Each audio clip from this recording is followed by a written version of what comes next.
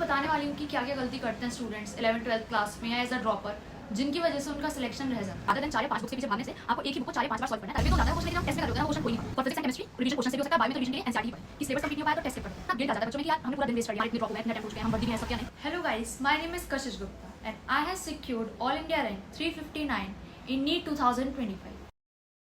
Number 1, which is the most important one, कि syllabus complete नहीं हो पाया तो टेस्ट स्किप कर देते हैं। ऐसा आपको बिल्कुल नहीं करना है। आपकी कोचिंग में स्टार्टिंग से ही आपको पार्ट सिलेबस टेस्ट दिए जाते हैं, जिसमें थोड़े थोड़े चैप्टर्स आते हैं। ये मेरे दोस्त वगैरह जो मेरे कोचिंग में थे वो सब मुझे बताते थे, और मैंने और भी स्टूडेंट्स से सुना है कि अगर उन लोगों का सिलेबस नहीं हो पाता था, 1-2 चैप्टर रह जाते थे, तो वो टेस्ट ही स्किप कर देते इस डर से कि उन्हें आएगा नहीं है, नंबर कम आएंगे। आपको ऐसा बिल्कुल भी नहीं करना। अगर बाय एनी चांस आपका कोई एक चैप्टर या 2 चैप्टर रह भी गए हैं तो आपको तब भी टेस्ट देना है, चाहे आपके बहुत कम नंबर आए तब भी आपको टेस्ट देना है। इससे क्या होता है, आप अपने माइंड को ट्रेन कर रहे होते हैं कि आपको उस दिन टेस्ट देना ही पड़ेगा। कम नंबर आएंगे तो आपको डांट पड़ेगी, आपको डिमोटिवेशन होगा, तो कहीं ना कहीं आपका माइंड पढ़ने बैठ जाता है कि हाँ टेस्ट है और उस पर हमें अच्छे नंबर ही लाने पड़ेंगे। तो अपने माइंड को बिल्कुल भी ऐसे ट्रेन ना करें कि अगर तब तक सिलेबस नहीं हो पाया तो हम उसको स्किप कर दें। और आपको पूरी कोशिश करनी है कि आप उस टेस्ट की डेट तक अपना सिलेबस जितना उसमें आ रहा है वो कंप्लीट कर लें, क्योंकि कोई भी एक अच्छी कोचिंग अपनी टेस्ट सीरीज़ को ऐसे ही प्लान करती है कि अगर बच्चा उसके हिसाब से तैयारी करे तो वो टाइम से सिलेबस कंप्लीट कर पाएगा। मुझसे ये चीज़ काफ़ी लोगों ने बोली है, मेरे कोचिंग के दोस्त, मेरे स्कूल के दोस्त, इवन इंस्टाग्राम पे भी मुझे एस्पिरेंट्स वगैरह मैसेज कर रहे हैं कि दीदी हमें घर पे तो हो जाता है वो क्वेश्चन, लेकिन जब हम टेस्ट में कर रहे होते हैं ना वो क्वेश्चन हो ही नहीं पाता। तो इसका अल्टीमेट सोल्यूशन है कि आपको पैनिक नहीं करना। पहले तो आप टेस्ट में अच्छे से पढ़ के जाएँ, पूरा सिलेबस पढ़ के जाएँ कि आपको वहाँ पे आता हो, उसके बाद पैनिक ना करें। मेरे साथ भी होता था कि अगर मैं पेपर सॉल्व कर रही हूँ तो कोई कोई क्वेश्चन ईजी सा क्वेश्चन भी मैं नहीं कर पाती, तो मैं उसे मार्क कर लेती थी और बाकी के सॉल्व कर लेती। उसके बाद उस क्वेश्चन पे जब मैं वापस आती थी तो वो खुद ही सॉल्व हो जाता था। तो ये सिर्फ और सिर्फ पैनिक करने की वजह से और दिमाग पे प्रेशर लेने की वजह से। तो आपको जितना नहीं आता है आप उसके बारे में ना सोचें, सिर्फ मार्क करें, आगे बढ़ें, और ये मत सोचें कि हमने 10 क्वेश्चन मार्क कर रखे हैं, 20 क्वेश्चन मार्क कर रखे हैं। जो नहीं आता थोड़ा सा ट्राई करें, अगर उसके बाद भी नहीं आ रहा है तो उसे मार्क करें और आगे बढ़ें। वो आप जब वापस आकर उन क्वेश्चंस को देखेंगे ना वो आपको खुद ही आने लगेंगे, क्योंकि आपके दिमाग में एक अश्योरेंस हो गया कि हाँ हमने इतना पेपर कर लिया है, बस इतना ही पार्ट बचा है। तो आपका दिमाग बिल्कुल फ्री हो जाता है, पैनिक नहीं रहता है, और तो वो आपको क्वेश्चंस खुद ही आने लगते हैं। तो ये सब सीखने के लिए आपको टेस्ट ही देना है। आप बहुत ज़्यादा से ज़्यादा टेस्ट दें, आप जितने दे सकते हैं, ताकि आप ये जो चीज़ें फेस करते हैं ये सब मॉक टेस्ट में ही फेस करें और नीट के दिन आपको ये सब ना फेस करना पड़े। अनदर वन इज प्रोक्रेस्टिनेशन, जो सबसे ज़्यादा बड़ी गलती होती है किसी भी कॉम्पिटिटिव एग्जाम में या किसी भी बोर्ड्स में।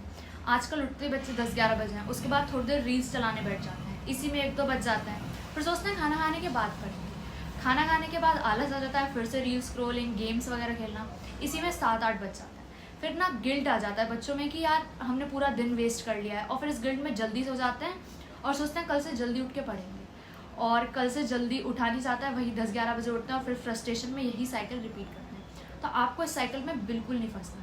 अगर आपको रात के 9 बजे रियलाइज़ हो रहा है कि हम ये गलत कर रहे हैं, रील्स चलाना, गेम्स खेलना, तो आप 9 बजे ही पढ़ने बैठ जाएं। चाहे आप उस दिन 1 या 2 घंटे पढ़ेंगे, बट एटलीस्ट आप कल उठेंगे तो आप खुद से पढ़ने लग जाएंगे, क्योंकि आपने एक दिन पहले स्टार्ट कर लिया। तो जब भी आपको रियलाइज़ हो, या आज जब भी अगर आप ये वीडियो देख रहे हैं और आप अभी तक प्रोक्रेस्टिनेट कर रहे थे, तो अभी आप पढ़ने बैठ जाए, ठीक है। स्टार्ट करना सबसे बड़ा स्टेप है, और आप एक बार एक स्टार्ट कर देते हैं तो फिर आप फ्लो में पढ़ते जाते हैं। Revision is the most important thing any preparation. आप किसी चैप्टर को अच्छे से पढ़ लेते हैं, वो आपको आ भी गया, अगर आपने उसे टाइमली रिवाइज नहीं किया, आप वापस से उस पर 0 लेवल पे आ जाएंगे। तो वीक में या मंथ में ज़रूर रिवाइज करें। जब भी आपको फील आए कि हम उस चैप्टर का रिकॉल कुछ करना चाह रहे हैं और वो एकदम से माइंड में नहीं स्ट्राइक कर रहा है, तो आप उसी दिन उस चैप्टर को रिवाइज करें। For physics and chemistry revision question से भी हो सकता है, बायो में तो रिवीजन के लिए एनसीईआरटी ही पढ़ें। अपने रिसोर्सेज को बहुत ज़्यादा बढ़ा लें। फॉर एग्जांपल हम फिजिक्स का ही ले लें तो एच.सी. वर्मा बुक है, डी.सी. पांडे बुक है, अरिहंत बुक आती है, और मॉड्यूल्स वगैरह होते हैं। बच्चे सब कुछ ले लेते हैं। मैंने पर्सनली भी 1-2 बुक्स इनमें से मंगवा ली थी, और वो तो अभी तक खुली भी नहीं। आपको ऐसा कुछ नहीं करना है, आपको एक ही रिसोर्स पे रहना है। मैंने पूरे अपने ड्रॉप ईयर में सिर्फ आकाश के मॉड्यूल्स को ही सॉल्व किया है, बार 4 या 5 बार कर लिया। तो रादर देन 4 या 5 बुक्स के पीछे भागने से आपको एक ही बुक को 4 या 5 बार सॉल्व करना है, ताकि आपके कॉन्सेप्ट और स्ट्रॉन्ग हो टाइम बाय टाइम। और आप हर बार जब बुक को सेकेंड बार सॉल्व करें तो आप कोशिश करें कि पिछली बार से कम टाइम लगे उन क्वेश्चन को सॉल्व करने में। तो आप इसका ध्यान रखें कि आप अपने रिसोर्सेज को बहुत ज़्यादा ना करें, कोई एक अच्छा सा रिसोर्स पकड़ें और उसे ही बार बार रिवाइज करें। नेक्स्ट वन इज़ बायो में एनसीईआरटी से बाहर जाना।